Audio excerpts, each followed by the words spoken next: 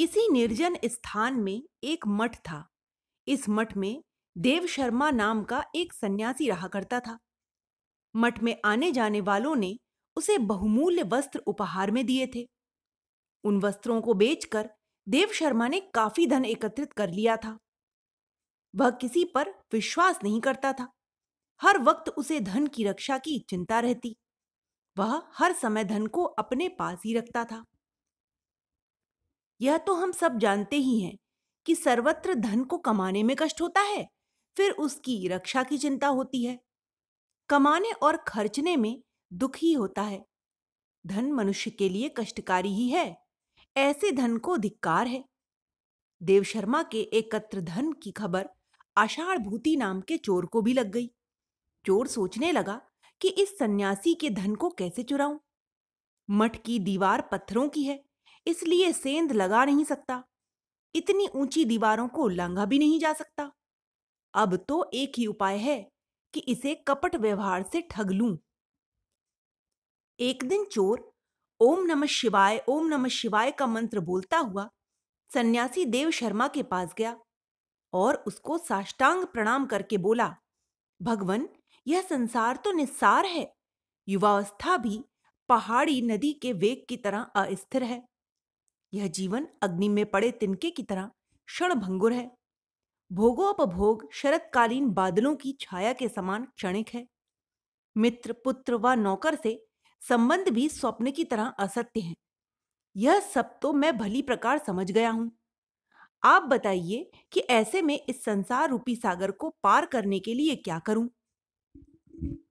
चोर की बात सुनकर देव शर्मा आदर सहित बोला, वत्स, तुम धन्य हो जो इतनी कम उम्र में ही तुम्हारे मन में वैराग्य उत्पन्न हो गया है। आषाढ़ भूति ने देव शर्मा के पैरों को पकड़कर विनीत भाव से कहा, भगवन, आप मुझे दीक्षा देने की कृपा करें। देव शर्मा ने कहा कि मैं तुम्हें दीक्षित तो करूंगा, लेकिन रात में मठ के भीतर प्रवेश वर्जित रहेगा, क्योंकि सन्यासियों को निसंग रहना पड़ता है। यह तुम्हारे और मेरे लिए ठीक रहेगा। तुम दीक्षित होकर मठ के द्वार पर बनी कुटिया में शयन करना। यह सुनकर आषाढ़ भूति ने कहा कि मेरे लिए आपकी आज्ञा सिर माथे पर। देव शर्मा ने विधि विधान से आषाढ़ भूति को अपना शिष्य बना लिया। आषाढ़ भूति ने गुरु को अपनी सेवा से प्रसन्न कर लिया। इतना होने पर भी देव शर्मा कभी भी धन की पोटली अपने से अलग नहीं करता। कुछ दिन बीत जाने पर आषाढ़ भूति सोचने लगा कि यह कभी भी मेरा विश्वास नहीं करता। इसकी हत्या कर दूं या इसे मार डालूं? वह किसी निर्णय पर नहीं पहुंच पा रहा था। तभी देव शर्मा के शिष्य का एक पुत्र निमंत्रण लेकर आया, भगवन, पवित्रारोहण के लिए आप मेरे यहां चलें। उसकी बात सुनकर प्रसन्न मन से देव शर्मा अपने शिष्य आषाढ़ भूति के साथ चल दिया। रास्ते में एक नदी पड़ी। नदी के किनारे देव शर्मा ने चुपके से धन की पोटली कोटर में छिपा दी और फिर आषाढ़ भूति से कहा कि वत्स, मैं अभी निवृत्त होकर आता हूं।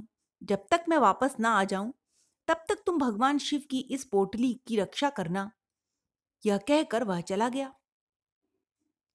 देव शर्मा के ओझल होते ही आषाढ़ भूति कोटर में से धन की पोटली निकालकर अपने रास्ते चल दिया। उधर जैसे ही निवृत्त होकर देव शर्मा लौट रहा था, तो रास्ते में उसने दो मेढ़ों को लड़ते हुए देखा। दोनों मेढ़ें एक दूसरे को सिर से टक्कर मार मार के लड़ रही थीं। वहां एक गीदड़ भी था, जो उन दोनों के बीच में आकर रक्त का पान कर रहा था। गीदड़ को इस तरह करते देखकर देव शर्मा ने सोचा कि यह गीदड़ कितना मूर्ख है। यदि दोनों मेढ़ों के बीच में यह गीदड़ फंस गया तो तत्काल मारा जाएगा। ऐसा ही हुआ। रक्त चाटने के लालच में दोनों मेढ़ों के बीच में आया और दोनों की टक्कर से कुचल कर मर गया।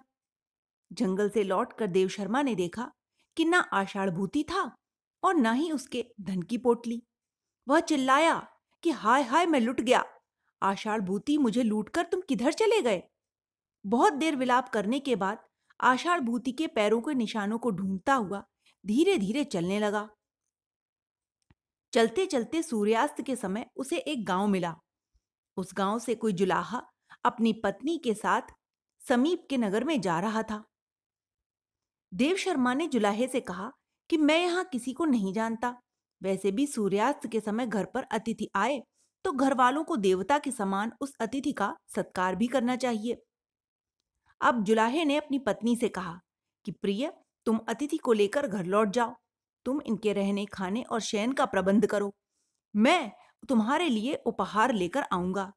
यह कहकर वह चला गया। जुलाहे की पत्नी अतिथि को लेकर प्रसन्न मन से अपने मन में अपने प्रिय मित्र का स्मरण करती हुई घर की ओर चल दी। घर पहुंचकर उसने देव शर्मा को सोने के लिए एक टूटी हुई चारपाई देकर कहा कि भगवान, आप घर का ध्यान रखिएगा। मैं अपनी सहेली से मिलकर अभी आती हूं। वह खूब श्रृंगार करके अपने मित्र देवदत्त से मिलने जा रही थी कि इतने में उसका पति घर पहुंच गया। पति को आते देखकर वह जल्दी से घर में चली गई और आभूषण आदि उतारकर पहले की तरह बैठ गई।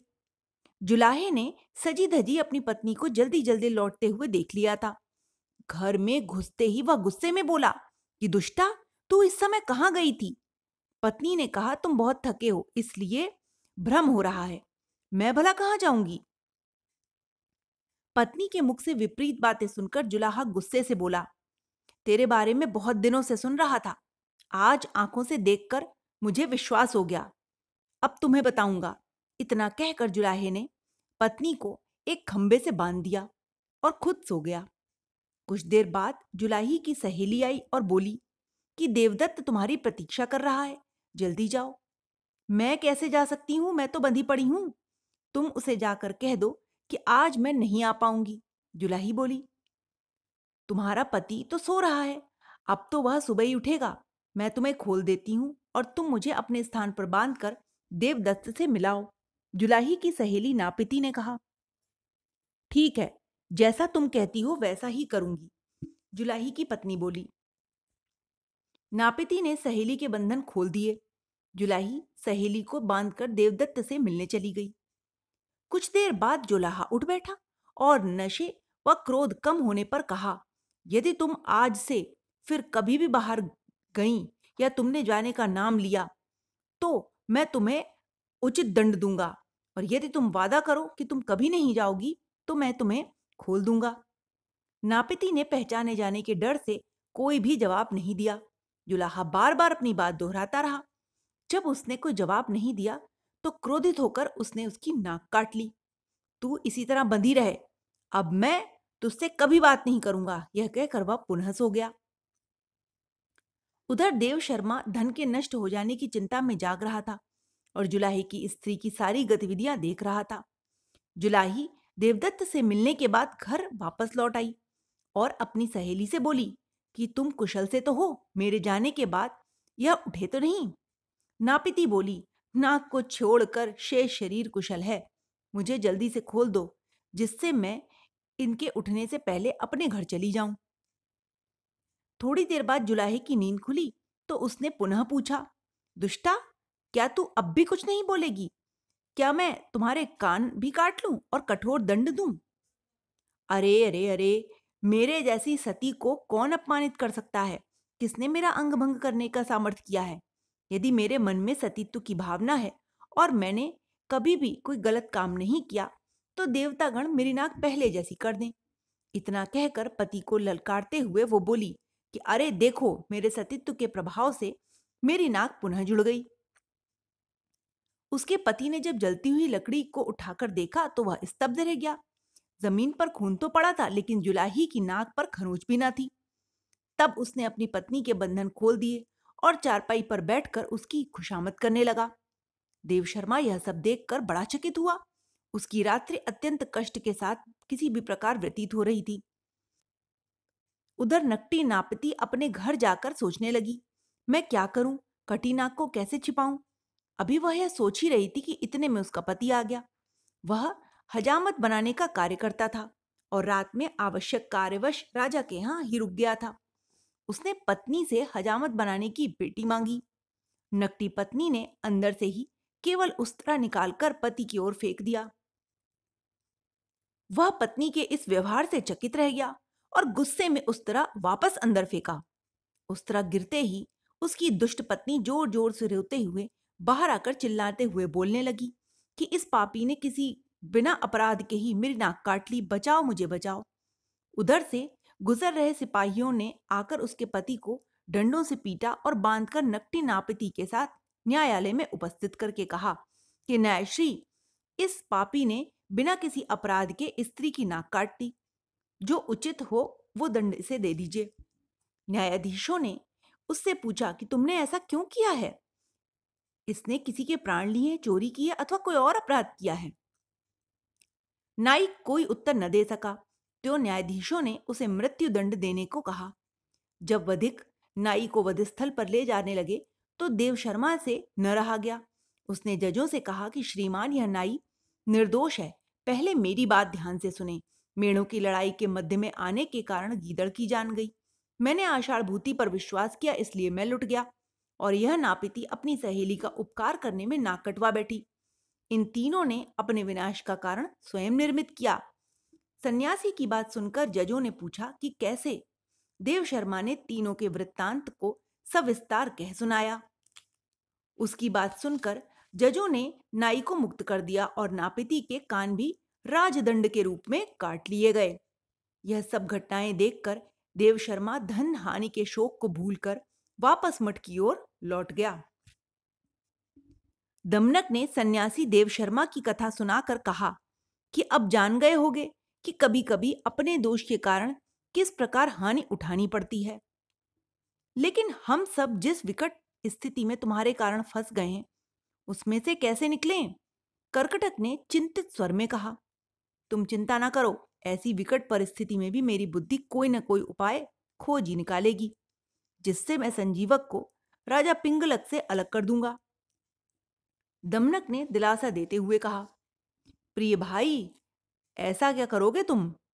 कर्कटक, मैं ऐसा षड्यंत्र रचूंगा जिसे संजीवक और पिंगलक में फूट पड़ जाए।